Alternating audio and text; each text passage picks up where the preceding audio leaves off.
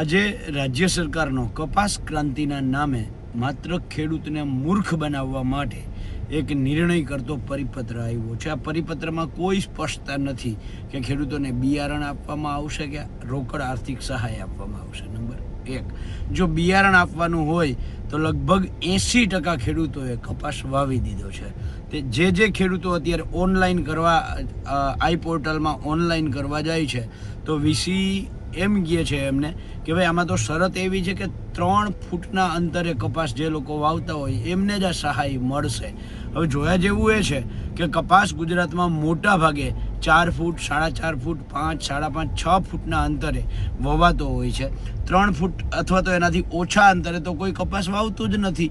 તો એક રીતે આ રીતે મૂર્ખ બનાવે છે. બીજું, હું કૃષિ મંત્રી જીતુભાઈ વાઘાણીને, કૃષિ મંત્રીને આ નિર્ણય પછી તો કૃષિ મંત્રીને કહેવા માગું છું કે હે કૃષિ મંત્રી શ્રી, દર વર્ષે જે તુવેર, મગફળી, જે બિયારણમાં આપણે ચોમાસા પહેલાં કીટો આપતા હોઈએ, ગયા વખતે પણ તમે આ જ કર્યું હતું. ચોમાસામાં વાવેતર થઈ ગયા પછી મહિના દિવસે કીટોની જાહેરાત કરી હતી. એવી જ રીતે કપાસના વાવેતર થઈ ગયા પછી હવે તમે આ જાહેરાત કરો છો ને એમાં સ્પષ્ટતા વગરની છે.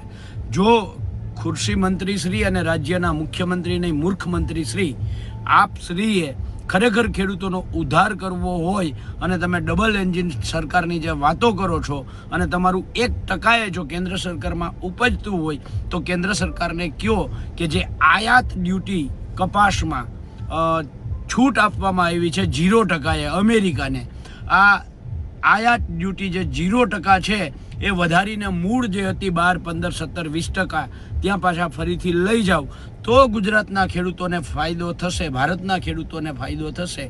તમે એક બાજુ અમેરિકામાંથી કોટન આયાત કરવાની સંપૂર્ણ અને 0 ડ્યુટીએ છૂટ આપો છો અને બીજી બાજુ કિસાન કપાસ ક્રાંતિના નામે ખેડૂતોને મૂર્ખ બનાવો છો. આ બે વાતો તમારી દોગલા નીતિ છે એ ખેડૂતો હવે ઓળખી ગયા છે.